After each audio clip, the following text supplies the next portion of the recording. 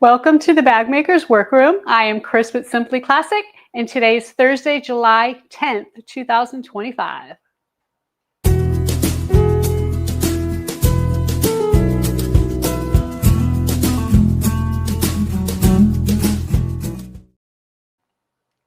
Good evening, everyone. Thank you so much for joining us live this evening. We're here every Thursday at 7 p.m. Eastern Time. If you can't join us live, no worries. You can watch the recording on YouTube at any time. Please make sure to subscribe and click the bell icon to be notified when I post a new video or when we go live. So we'd like to say hi to Leslie. She is here this evening. Rock is here. Hello, everyone from hot and humid Eastern Canada. And then Kat is here as well. Hello. And again, thank you so much to everyone. We really do appreciate your support. So our theme today is leather tools and notions. As a reminder, July is self-proclaimed Simply Classic Leather Month. And so we're covering all of the basics and getting started with leather bag making. This is our schedule for the rest of the month. And if you have any questions that you want answered, make sure you email them to share@simplyclassic.net. We want these episodes to be really helpful for you, so don't be afraid to reach out. So here's what we have planned for today. As always, we'll be starting by going over news and updates in the Simply Classic Scoop. I'll show you our new pattern of the week and our perfect pairings. We're then going to talk about tools and notions needed to work with leather. We'll also have a special guest tonight, and it's someone you may recognize. We're going to feature our customers' bags in Artistry Avenue, and then finally we'll do a Q&A and a giveaway at the end.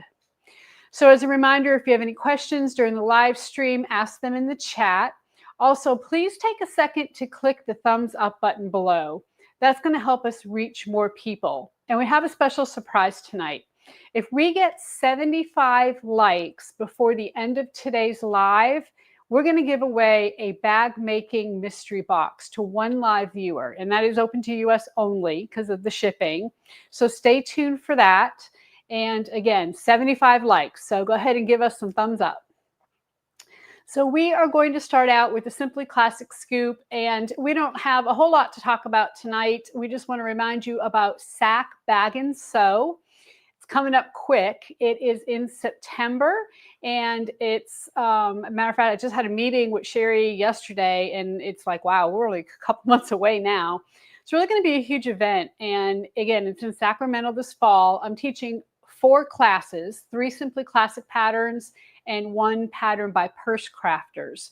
So I know a lot of you have already signed up, but for anyone who's not registered yet, there are still some spots left in my classes, so go ahead and check that out. And then before we move on, we want to pick our giveaway winner from last week's episode. And as a reminder, we started giving away a PDF pattern to 1 person watching live and 1 person who watches the replay.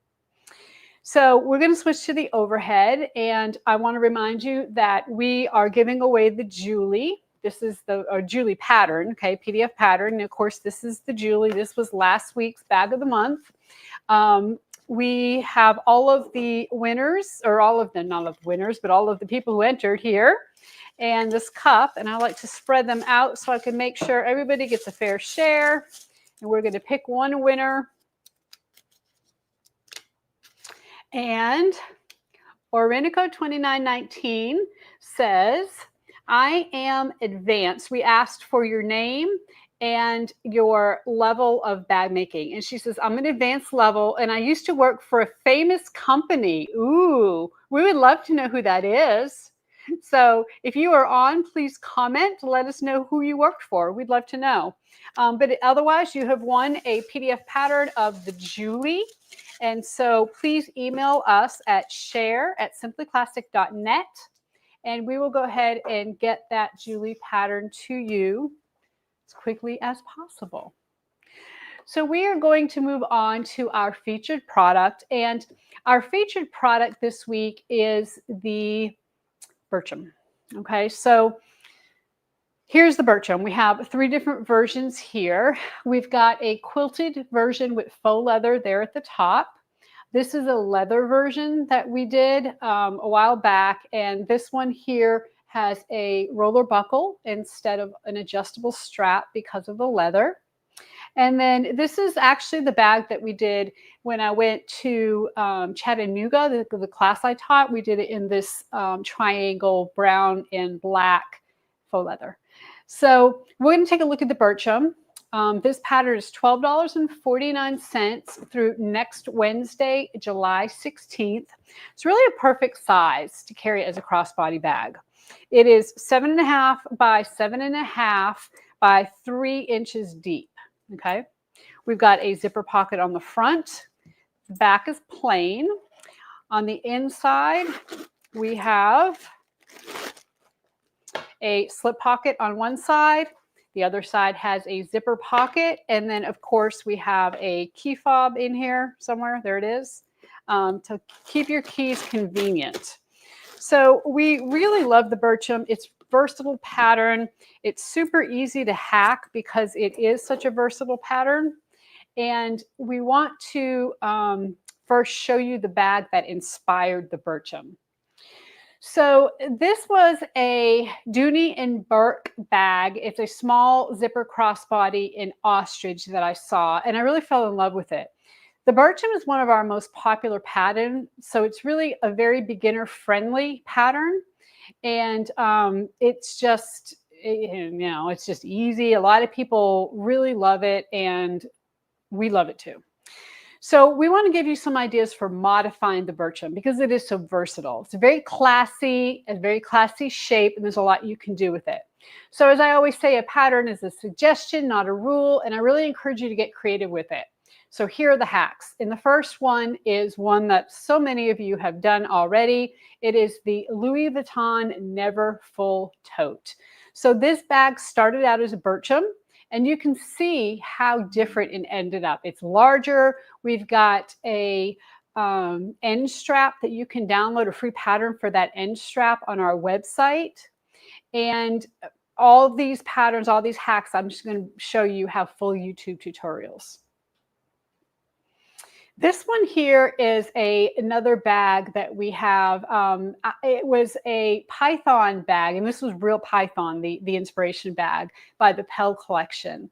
And we had a similar faux leather, and of course not exactly the same, but something similar. And we really, I just loved it. I love the way the bag looked, and we did a little bit different things with the handles, etc. But again, go ahead and check out this video, and you can see how we hacked that bag from the Burcham. And then the last one we have is this Heidi crossbody bag from SAS. It was something I saw when I was in the store one time, just kind of walking around the store, and I saw this little black and white bag and thought, oh, that's a Burcham.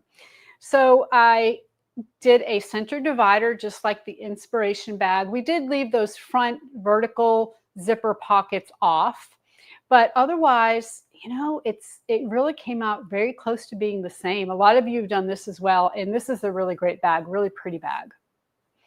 So there are so many different ways to modify the Burcham, and you can really get the exact look that you want. If you've tried any of these hacks, we would love to see them. You can post your photos in the Simply Classic Bag Making community on Facebook. So I'm excited to see what you come up with the Burcham. Again, it's $12.49 for 1 week. And then all of the hardware kits for the Burcham are 10% off as well. That sale ends next Wednesday, the 16th. So we are going to move on to perfect pairings, and this is where we pair some of our leather and faux leather with matching lining, thread, and hardware. We know that sometimes it's hard to shop online, and so we try to help you out here. Now, because July is Leather Month, we're actually going to show you 2 leather pairings this week and no faux leather, because we really want you to take advantage of this leather. And it's amazing, it's beautiful, and there's so many things you can do with it.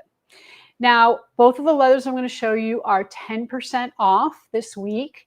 And the first one, I'm going to go ahead and move to the overhead, is this really beautiful cadet blue. It's a gorgeous blue color. And we recommend with this, we have actually a new lining in our store. It's called Bianca Blue. It's a Tilda lining, Tilda fabric. It would look amazing with it. Because of the brown in the lining, we suggest bronze hardware. And I actually suggest the chocolate brown thread. We have this in text 45 and text 70. I think it would be a nice complement to it. Now, if you want to match the leather a little more exact and you're using a domestic machine, we do have the Blue Jay, I believe it is. This is the Blue Jay color that matches it a little bit better. Okay, as far as instead of being a contrast, you could certainly, match it. We don't have anything exact, but it's pretty close. Okay, so we think that is an amazing pairing. And then the other one we want to show you is a gorgeous lavender color. And so many of you love the purples and lavenders, and this is a really great option. Let me get this one out of the way. And what we suggest is the Dotty Dots Gray lining by Tilda. We suggest nickel hardware for this one, and then just a white thread. This would be, again, an amazing bag. These leathers are super soft. They're lambskin. They're very thin. And we really think that either one of these would make amazing Burchams or any bag pattern that you might be ready to work on. So again, the leather is these specific colors are 10% off through next Wednesday. The hardware kits are 10% off, and then also the pattern is $12.49. So we are going to move on to Sharpen Your Skills, and today I want to talk about tools and notions that you need to make leather bags. So when people think about leather bag making, they're usually picturing traditional leather crafting. And that includes techniques like skiving, tooling, burnishing, saddle stitching, and so on. And those are all classic techniques that require particular sets of tools. So I know it can be a little intimidating. However, that's not the only way to make a leather bag. I make all of my bags on my sewing machine, and I use lambskin chrome tan leather, just like I just showed you. And if you recall from last week, chrome tan leather is more pliable than veg tan. It needs to be treated a little bit differently. So if you are someone who's been intimidated by leather, I really recommend starting out with our lambskin leather. So Diane says, would a domestic machine work with the beautiful leathers like those shown? So the answer, Diane, that's a great question, is yes. However, you do need to make sure you have a heavier duty machine, either a like Bernina 570 or above, or possibly a Burnett 08, Juki TL18, or maybe even a Janome HD9 will sew these leathers. The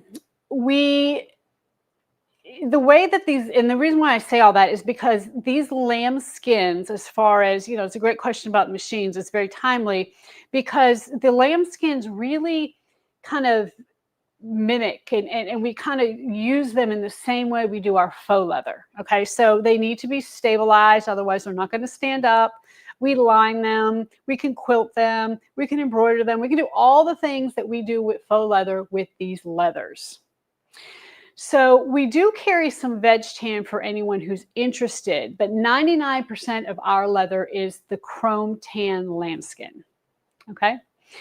So I know that some of you are interested in leather crafting techniques. So in a few minutes, I'm going to show you a conversation that I had with Rock from Rock Leatherworks. He's always active in the chat during the live, so you might recognize him. Rock does more traditional leatherworking, and he's going to share more about the tools and techniques that he uses. But right now, I want to talk about the tools you need to make leather bags with a sewing machine. All of the products I'll be talking about are linked down below. And if we missed anything, let us know and we'll make sure that we add a link for you. So the first one, of course, is sewing machines. And we're going to start out, obviously, with that. It's the big one. And it's really a common misconception that you need an industrial machine to work with leather. And Diane, this kind of is answering your question again, because it's not really true. There are a lot of domestic machines or semi-industrial machines that do great. So last year, I made it my mission to test all the domestic machines I could get my hands on and see what worked best with our leathers and faux leathers. And I have a whole video about that if you want to check it out. But here's what I learned. By far, my favorite was the Burnett 08. That's the B08, and that's the machine I use more often. Now, the reason why I like the Burnett is for a few things. Number one is that it is a what they call, of course, a semi-industrial. It does one thing and it does it really well, and that's stitch forward and it stitches backwards, and that's it. It is the closest thing I have found that acts like and sews like an industrial machine.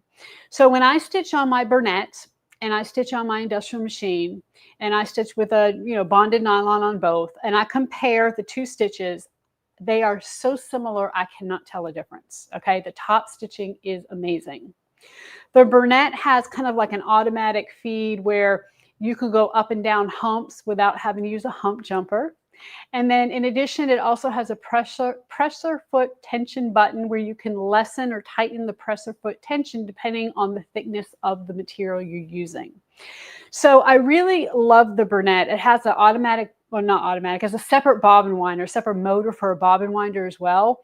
So, just all these little things. It comes with an extension table. It has a add-on for feet specifically for leather bag making, like a roller foot. I always have a Teflon foot on my Burnett, and I just keep that on all the time. I use it even when I stitch my cotton linings, and it works fantastic. So, in addition to that Burnett, I also want to just kind of reiterate the Janome HD9, which actually the Burnett is made by Janome, just FYI, it's kind of the same machine. But also any Bernina 570 and above is going to do really well for you. And a Juki TL18 is also going to do really well for you. As far as other domestic machines, I tried some that didn't work as well.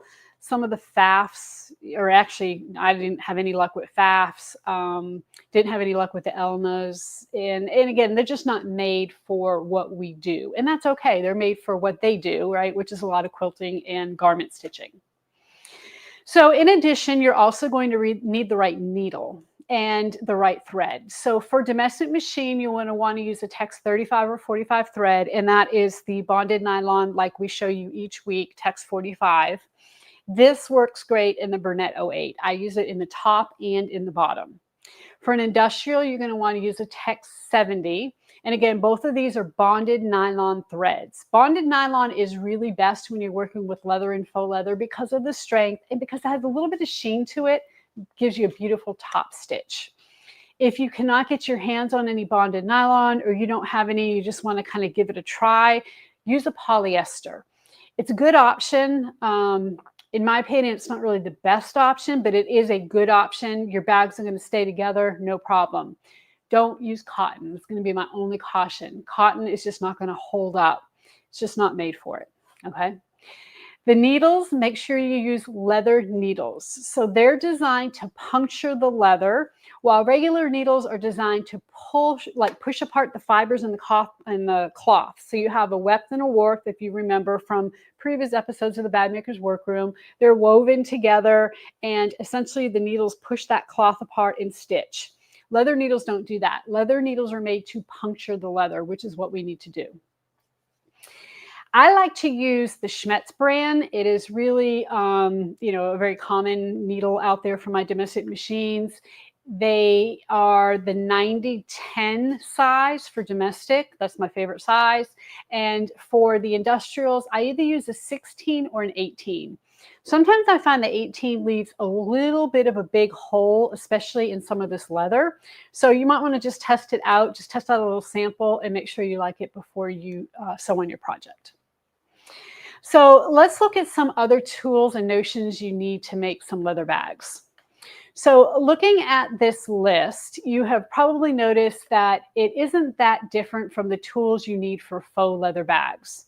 When it comes to your basics, like cutting tools and hole punches and so on, you can use exactly the same tools you use with faux leather. But there are a few unique ones that I have stars next to them, and we're going to talk about those. We're going to go to the overhead to do that.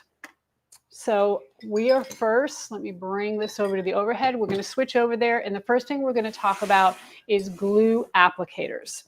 So when you're working with leather, whether you're working with veg tan or chrome tanned, you really are going to want to use glue to apply your stiffeners and to glue pieces of leather together. Now, what happens is that when you have two pieces of leather, and I'm just going to take this hide over here and show this to you. When you take this right here, and let's say we want to make this a double-sided leather, or let's say we want to turn this over and to stitch it, we're going to want to glue. And when you glue two pieces of leather together, what happens is that now essentially this piece of leather is acting as one piece.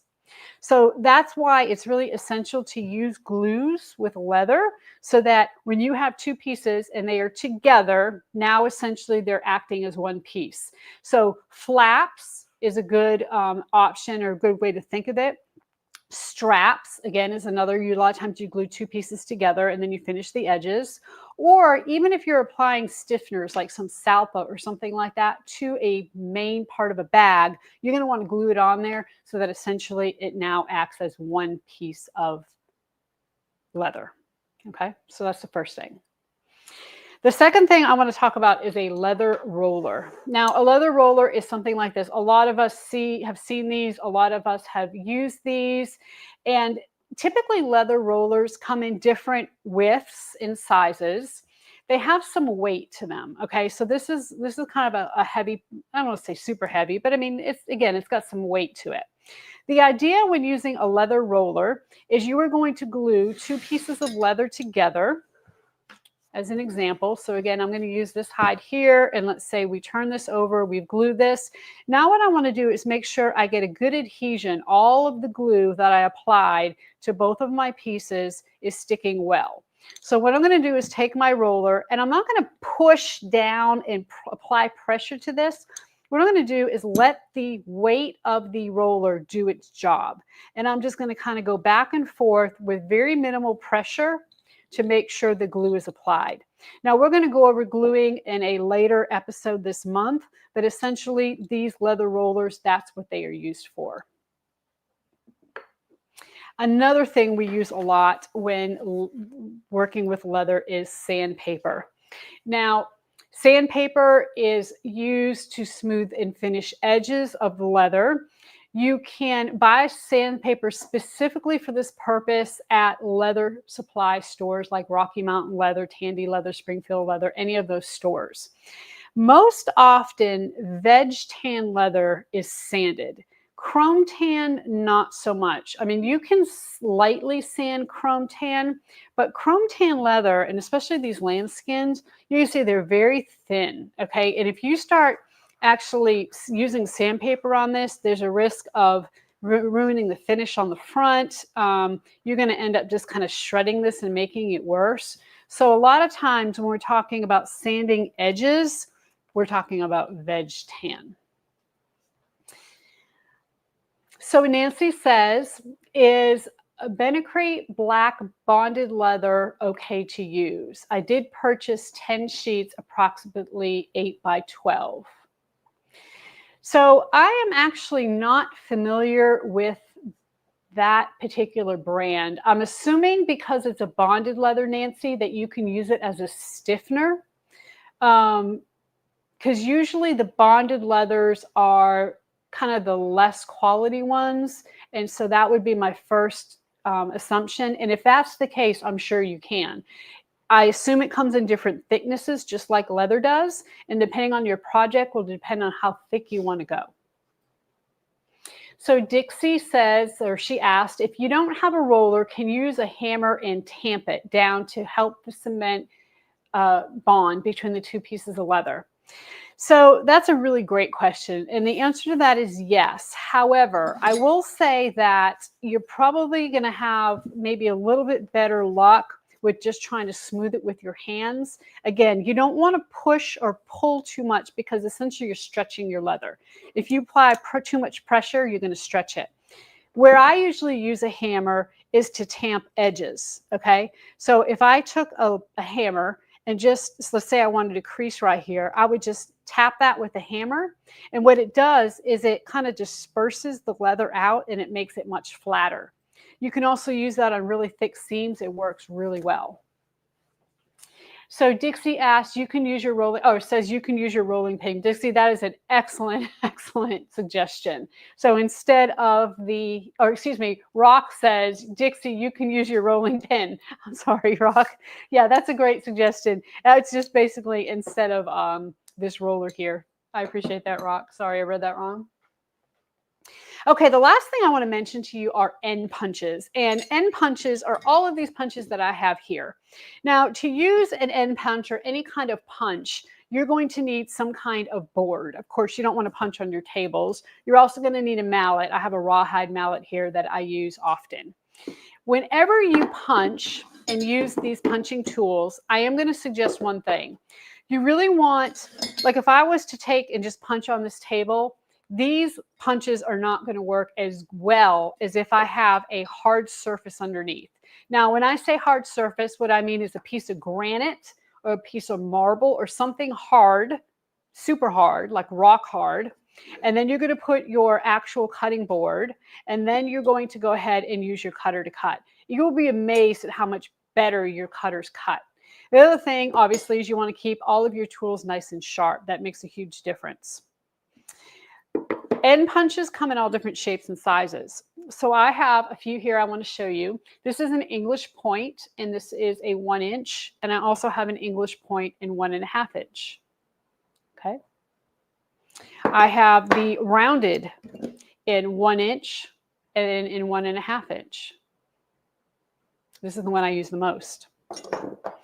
I also have, this is a 1/2 inch punch to punch holes. Okay. Just punch it this way. And then I also have an oblong punch. Now understand there are a ton of different punches out there. These type, okay, are called end punches. This is what you're going to punch the end of your belts, the end of your straps, those types of things with. These types, which is going to be your oblong and your hole punches, are more for things in the middle of bags, okay, holes that you have to punch to attach hardware, or belt buckles, or maybe thread straps through. I will suggest one thing, and you're going to hear Rock kind of mention this as well. The really important thing with these end punches is that you want to get good quality end punches.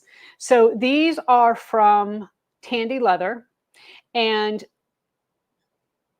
the main thing you want to make sure of is that you buy these from a leather store, okay? I made the mistake of going to Amazon, first time, oh gosh, I'm going to get this whole set. I'm going to get 5 of them, and it's only, $20 thing. And the first time that I hit this shank, it bent. These tools, they're not super expensive, but they're costly. You're looking at about $50 a punch, but it's worth it. You want to make sure that you don't throw your money away and spend $20 for something and then have to turn around and spend another $50. Go to your local leather store, or you can order from Springfield Leather, Rocky Mountain Leather, Tandy Leather, Weaver Leather. Any of those leather stores have really good quality punches. Okay, so the other tools and notions that you need are basically the same as what you need for faux leather. So we won't go through all of them in detail, but we did link all the products down below so you can see what I recommend. We also have a recommended products page on our website, and if you haven't checked that out yet, you really need to. We have spent a lot of time on that page. It is really long. There's all kinds of stuff on there, and you really need to go check it out. Some of them are affiliate links, some of them are not. Most of them are not. It's just things that I really love to use. So next, we will go over some tools that we use in traditional leather crafting, especially with veg tan leather. Now, these are not tools that I personally use all the time because, as I said, I mostly use chrome tan and I don't stitch by hand. I use a sewing machine. So if you purchase a Simply Classic bag making kit or take a class with me, these are not the tools that you're going to need. However, I do want to give you an overview because they are tools that are important to know about, okay? And you need to know what options are out there. So when we first started the talk about Leather Month, and I asked you what you wanted to learn, the most of you said you want to know how to skive leather. That was the number one thing. You want to know how to skive leather. So skiving is when you slice a layer off the wrong side of the leather to reduce the thickness and the bulk. So if you remember from last week, we talked about leather thickness, and 0.4 millimeters equals an ounce. So the leathers I showed you today are 0.8 millimeters, which means they're 2-ounce leather. When you start getting like 3, maybe 3, definitely 4 ounces and above, you have to skive the leather, meaning you have to thin it out in order to stitch it. I decided long ago when I started my leather journey, I did not want to do that. I kind of tried my hand at skiving a little bit. It is definitely an art in itself. It is definitely not something I really cared to do. And so I was on a mission to find leathers I did not have to skive. Now, with all that being said, there are a couple of different skivers you can use. You can use a bell skiver, which is the picture up there in the left-hand corner, or you can use hand skiving tools. Skiving takes practice. If you want to become a good skiver, it's going to be taking pieces of leather and a knife, or, again, using a bell skiver, either one, and just practicing over and over and over until you can get it right. Also, once you do it on one piece of leather, doesn't mean you can do it on every piece of leather the same way. Leathers have different tempers, they have different thicknesses, and you really need to practice on the specific piece before you dive into the project with whatever leather you are using. So again, skiving's not my thing, but Rock really gave us some good skiving tips. So stay tuned for his interview, and he's going to go over some of those. The other thing is a wing divider. And this tool looks very scientific, but it's actually quite simple. A wing divider is essentially an old school compass with sharp points on each end of the leg that can scratch or even cut through the leather. They're used to mark stitch lines, cut perfect circles, and all kinds of things, but it's really a versatile tool. This here is called an edge creaser. It's also known as an edge marking tool. It allows you to create an indented line along the edge of your leather, like in the photos.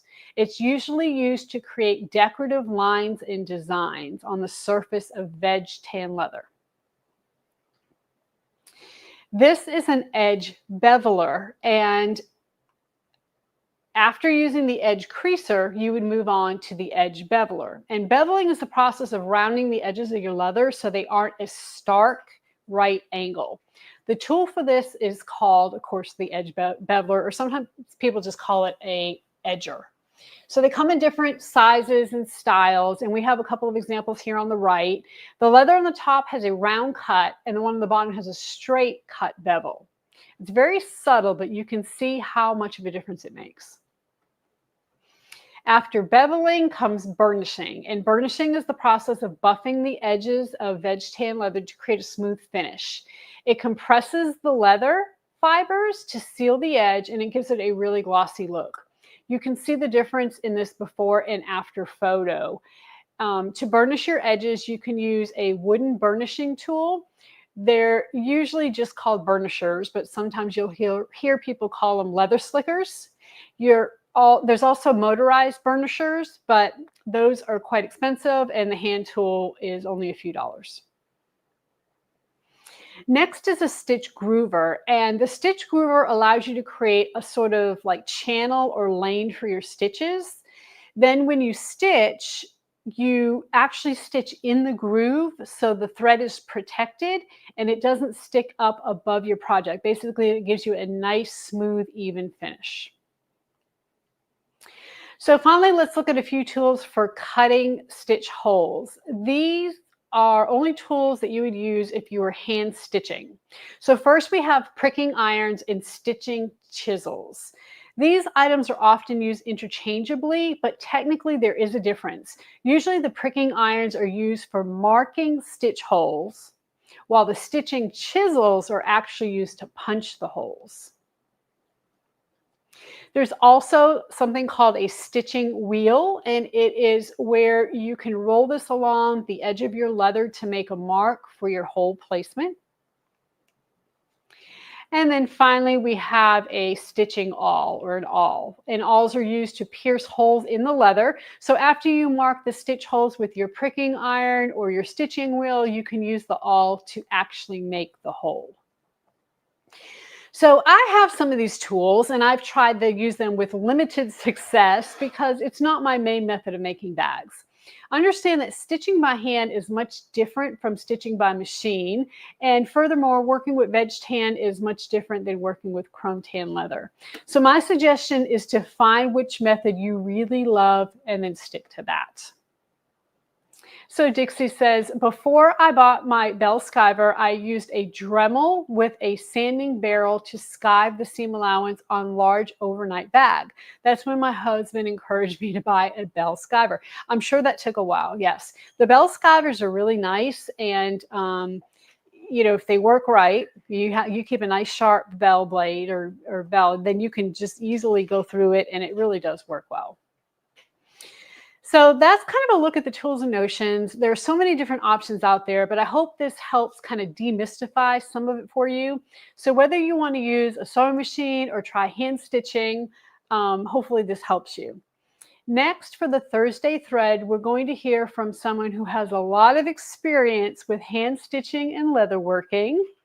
And every week, of course, on the Thursday thread, we tell you a sewing story. And this week, I'm super excited because we are talking with Rock Boucher from Rock Leatherworks. So Rock and I chatted yesterday, and it was such a great conversation. I learned a lot from him, and I know you will too. We couldn't fit all of the of our talk in today's episode, so I want to show you some of the highlights tonight, and then in a few days, we'll post the full conversation on YouTube as a video. So let's go ahead and speak with Rock. He is joining us from Canada this evening. So welcome so much, Rock. We appreciate you joining us tonight. Thank you, Chris. Thank you for having me. Sure. So Rock does amazing leather work. He not only makes bags, but he makes knife sheaths and all sorts of fun things. And he actually deals with a lot of the leather that we don't sell here at Simply Classic and that we don't necessarily use. So I think this is going to be a great compliment to the Bag Makers Workroom tonight. And I know a lot of you have questions about the specific kind of leather that he uses. So first, what we want to do, Rock, is let you kind of introduce yourself and tell us a little bit about how you got started working with leather. All right, great. And my name is Rock, as you mentioned. I was born and raised in a small town in the Gaspé Peninsula until the age of 17, and I joined the Army.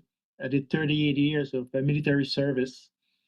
After my first tour in Afghanistan, I needed a new belt and I needed something good. You see, leather was in my blood. My dad was a shoemaker. So I watched my dad working his leather shop when I was just a kid until he passed away when I was only 11.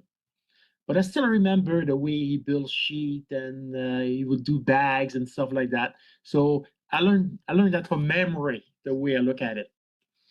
And I retired from the military in 2022, and I purchased a home in the north of New Brunswick in a small little town by the water. I wanted by the water.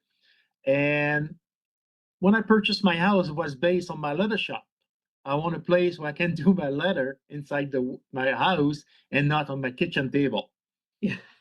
That house had everything I needed. I mean, I got a 24 by 16 shop, and I spend most of my time there. If you're looking for me, if I'm not outside by the water, I'm in my shop. Yeah. What is your favorite thing to make? Like your favorite project to work on? I like making bags and sheet. Knife sheet is just I love that. It's a wet molding. It's a nice process and really grounds me. Anything is done by hand. So before we got started, you showed me a couple of the sheaths you made. Can you hold those up again? I think that our viewers would love to see those. This is the knife sheet. Wow, that is amazing. And that's all hand tooled. All end tools and all end stitch. And I even Wow. put magnet inside, so the retention is the magnet. Oh, Yeah, it's the magnet that, inside. So, that is amazing. so you will never lose that sheet, and like that lasts him for a lifetime. Yes. Absolutely gorgeous. So let's talk a little bit more about leather. That's what we're here to talk about. As you know, July is we self-proclaim leather month for Simply Classic. What is your favorite technique? Like, what's your favorite thing to do with leather? I like wet forming because you can mold it. It's a great medium. Leather is a great medium. I mean, you can wet it, you can mold it. It's gonna hard. Uh, then you keep its shape. If it's veg tan, it will keep its shape. Unfortunately, you cannot do that with chrome tan, but veg tan is a great medium for that. Like you can make sheet, you can make a lot of detail. For viewers who don't know what wet molding is, can you kind of describe what that is for them so they know? Absolutely, absolutely. Let's say I want to make a cell phone case. I'm gonna soak it in the water for about 5 minutes, make sure it's nice and wet. Then I'm gonna take it, I'm gonna put it on the cell phone, which will be protected. Then I can mold it with my hand and it will keep that shape. I let them dry, and about 24 hours later, it's nice. It's hard like a rock. No pun intended here, but it's just it's nice and firm. Then I can stitch it to the back because I mold it on a piece of wood. So I know the back's always going to be flat. So I can mold it and then I can stitch it on another piece of leather and it's going to fit like a glove. So if the leather ever gets wet again, will it lose its shape? It will lose its shape eventually if you go swimming with it, of course, but Sure. just the rain, you're good to go because I also apply a nice finish on it. Like it's almost a water resistant. Okay. And something I learned with wet molding, always cut your fingernails because if you make a nick in it, it's gonna stay there.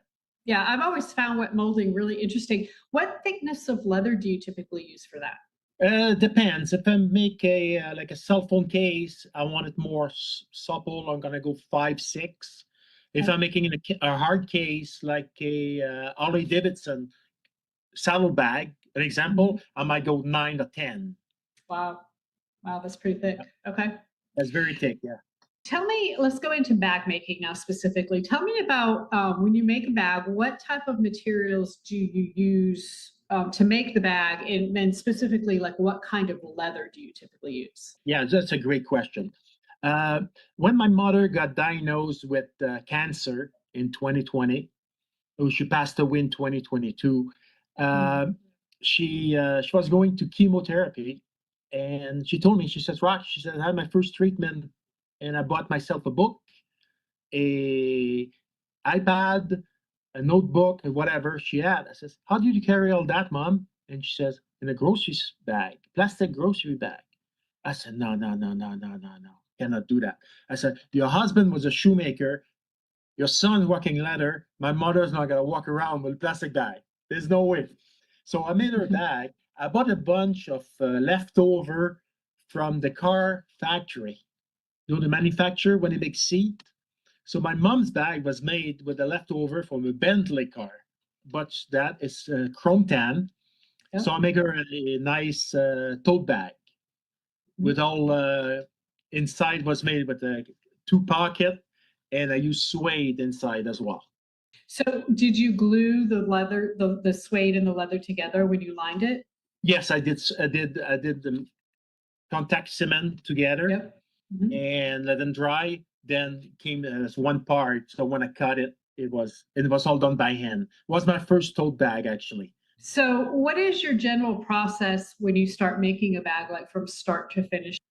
Before I start cutting leather on a hide, then I pay like $450 for.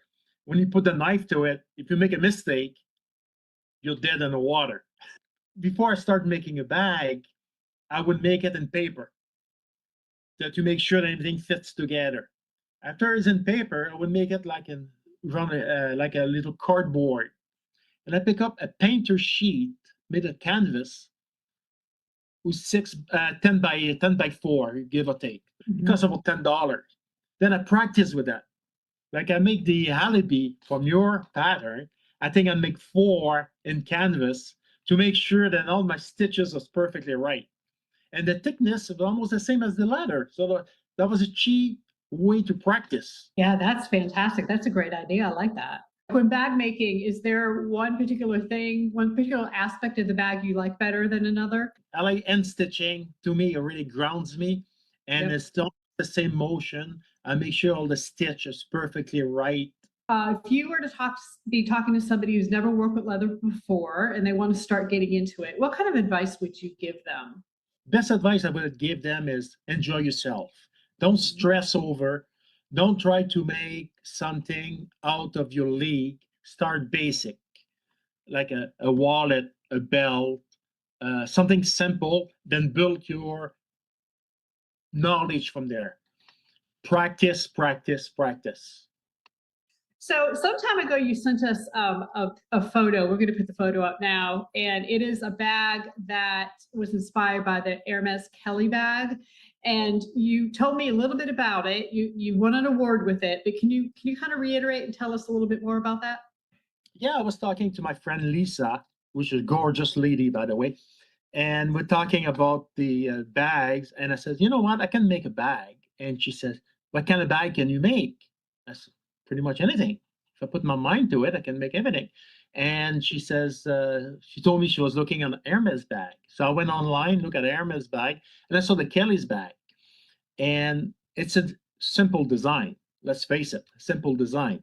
So I went over and I picked up some leather, embossed croc, and I designed the bag according to rule of three. Then I saw the picture online and I built the bag. And there was an exposition here in Grand Falls, and I entered the bag as a joke. I says, let's see what other people think, and I won the first prize. Wow, it is absolutely gorgeous. It is beautiful. And I like what you just said. It's a simple design. I Really? find that most designer bags, most classic high-end designer bags are very simple designs. Okay, so let's talk a little bit about the tools and the notions you use, because since you're stitching by hand and you're doing, we stitch by machine, we're using lighter lambskin leathers, we don't skive, you're skiving, I'm sure, doing some other things. So when you start a bag or when you go through the process of making a bag, kind of go over what kind of tools you typically use. Okay. Well, I use simple tools, a good ruler, a knife, a cutting mat. I use a skiver by hand or by machine, depending what type of leather I'm using. Then I need a groover because I like my stitch to be below the surface. So when you rub your hand on the leather, you don't feel the stitches. So you're not gonna wear out the stitches. I use a needle, James number 18 needles, and then I'll do saddle stitch. Very good. And I'm assuming you have like a stitching pony. I got a stitching pony, a stitching horse. Mhm. Stitching horse is a bit bigger. I can sit on it and I can leave the stuff on it. The pony is more like when I go outside by the water and I can stitch all afternoon. Buy quality, don't buy cheap and often. Buy good quality and buy only once. Yeah, I agree 100%. Well, I made the mistake of buying some end punches. There was a set on Amazon, and I thought, oh, wow, I'm going to get, 5 end punches for whatever it was, 19.99. And first time I hit it, it bent. And so I learned my Exactly. lesson there. And so Exactly. now I buy all of my supplies, all of my punches, which I don't have a lot, just a few, but I use those few over and over, but I get them from leather supply stores. All right, so you mentioned skiving, and we know a lot of our viewers have questions about skiving. Skiving is not something I'm have a lot of experience with. I don't skive my leather because we use the thinner lambskin point, roughly about 0.8 millimeter. You do not have to skive that. But we would like to go ahead and talk to you a little bit about that. You mentioned you skive by hand and you also have a machine. So I'm assuming you have a bell skiver. Is that I right? got a bell skiver yet. I got a Texo NP4 skiver. That was the first machine I ever bought because I couldn't hand sew, but skiving sometimes it can be very frustrating. Yes. Do you have any tips on hand skiving? Because I know in the beginning I kind of tried my hand at it when I was, kind of getting just involved with leather and realized real quick it wasn't my thing. And skiving, it's an art on its own. before I skive a piece of leather, let's say for a handbag, I'm gonna take a scrap piece and I'm gonna practice on it. And the way I do it is I go from the leather and I go in and slide it over. Go in, slide it over. At first, I was just going in and I was damaging the leather more than anything else. So now I just go in, slide, go in and slide. And before I attack, which is the word, the big project, I'm going to practice on a scrap piece of leather the same weight, but the same material as the one I'm making. And when I'm comfortable with it, I attack the leather. So what kind of knife do you use to skive, or what kind of tool do you use? I use a skiving knife that I bought from Springfield Leather. Stay very sharp, and the thing is, make sure it's sharp. If it's dull, you're just gonna pull your hair right out. I mean, you're gonna say, no, that's not for me. But if your knife is sharp and you take your time, again, practice, practice, practice. And then the other question I wanted to ask you about skiving was with your bell skiver. I know you said you mostly use veg tan, but can you skive both chrome tan and veg tan with your bell skiver? They don't recommend the veg tan, but I skive up to about 5 ounce. I can skive it no problems. As long as again as your belt is nice and sharp. The bell skiver, do you sharpen that before you use it every time? I'm starting a bag, I'm gonna sharp the belt, and I'm pretty sure I'm good for the rest of the bag. But if I go from veg tan to chrome tan, I'm gonna sharpen it before I go back to chrome tan again, just to make sure that it's nice and sharp and I don't damage the leather. Gotcha. Okay. Good points. Good tips. So do you have a website or somewhere that people can see some of the products that you make and maybe buy from you or contact you? If you could share that with us. Yeah, it's rockleatherworks.com. That's my website. Okay. And rockleatherworks@gmail.com. Okay, well, very good.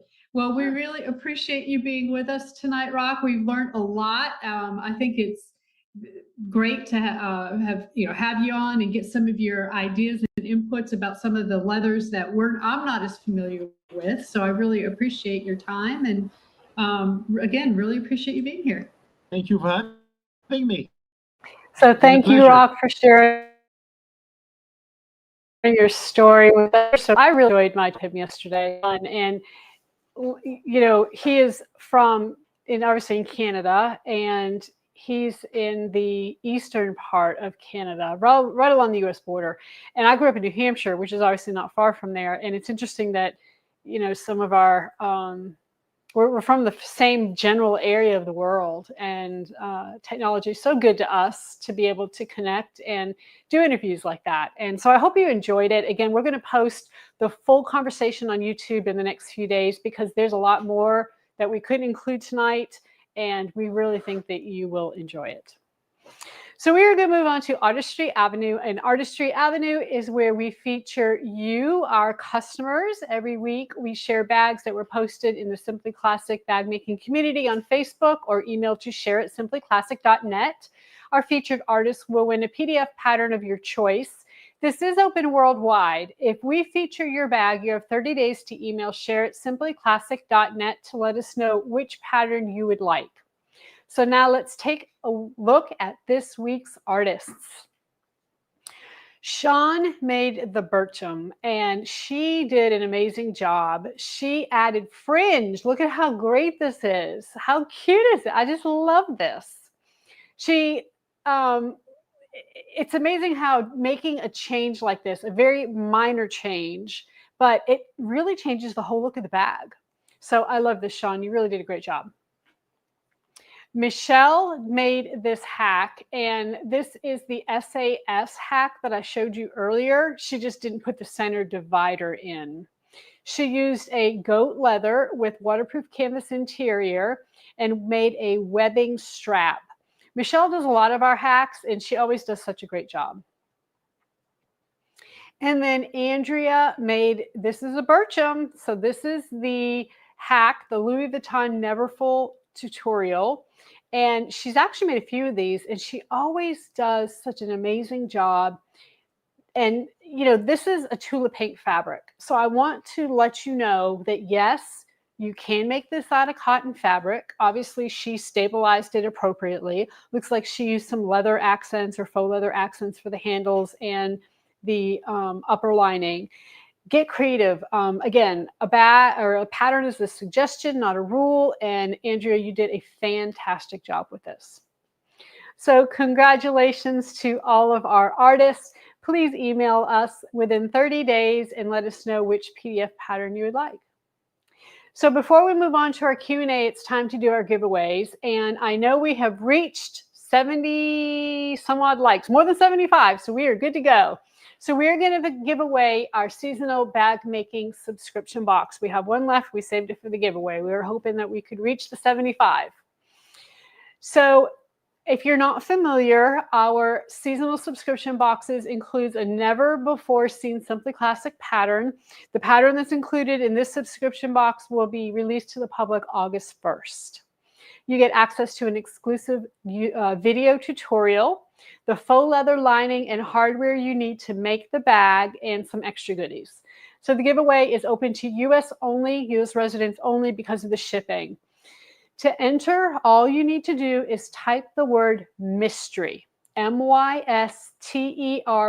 mystery, in the chat, and the computer will randomly select a winner.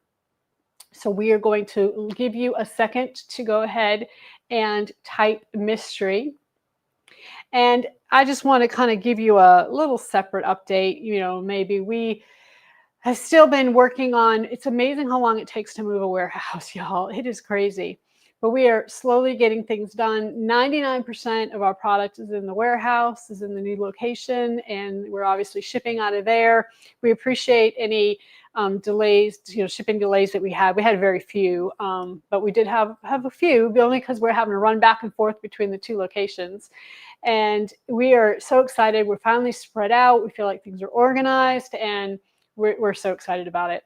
It is in Thompson, Georgia, and at the present time, we're not open to the public. It is a warehouse, but we hope in the future, and hopefully in the not too distant future, we're going to be able to expand, build a classroom, and maybe a retail location there as well. So let's see if the computer has picked a winner.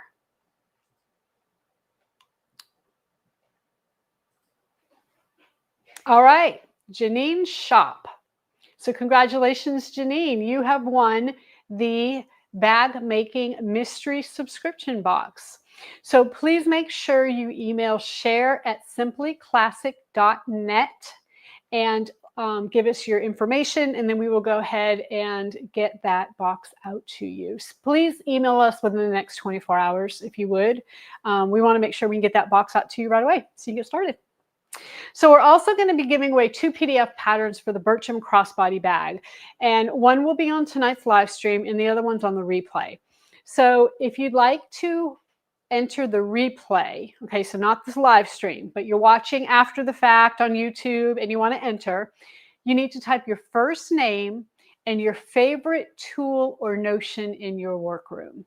And then on next week's live, we will randomly select one commenter to receive the Burcham PDF pattern. If you're watching the live stream, here's your word. You're going to type the word toolbox, Toolbox, toolbox, in the chat to enter. So please just enter one time. The computer will pick a winner. And while that's happening, we are going to go ahead and take a look at our questions.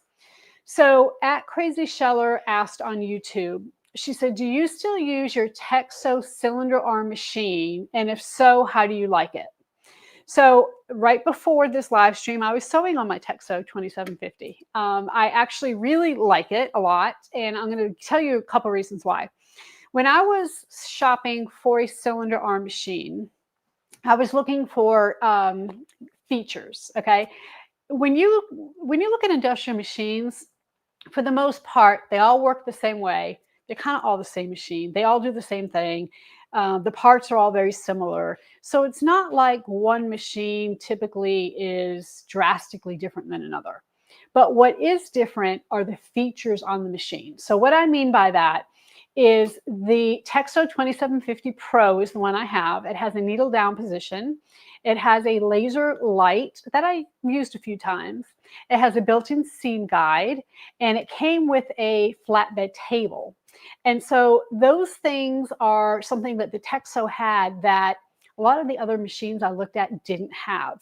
So, and price-wise, it was about the same. So it really, to me, was a no-brainer to buy that. Now, sometimes, or some machines, this one I have like a table. I noticed that Texo is now offering a pedestal, which means you don't have kind of the left-hand side of that table, which is nice. And I kind of wish they had offered that when I had bought mine. I just think that sometimes it gets in the way when I'm trying to stitch a bag. But yes, I do like it. I use it all the time. At the very least, I'm using it to top stitch bags. So we had another question, and this is a really good question. Elena asked during Rock's interview. She said, one leather supplier said that they would split the leather. Is that not the same as skiving? And that's a really excellent question. Yes and no. Okay. Basically, leather splitting is when they actually take a specific thickness off the entire hide.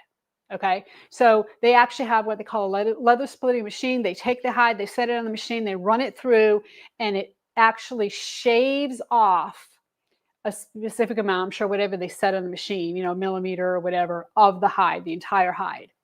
Where skiving is when you split or you take off like just the edges or just specific sections of the piece that you're working with. To make sure that that bag will do what you want it to do. Okay. So essentially, yes, it's the same, but they're called different things because of the end result. Okay. And then Rock says, thanks. It was so much fun to do. I really enjoyed the interview, Rock. I really do appreciate your time on that. And you had a lot of great information, and I can't wait to get the rest of the video up so that everybody else can benefit from your wealth of knowledge. So thank you. All right, we are going to look at our winner for the pattern, and it is Diane Mornall. So Diane, congratulations, you have won the Burcham PDF pattern. So make sure that you email share@simplyclassic.net within the next 24 hours so we can go ahead and get you your Burcham pattern.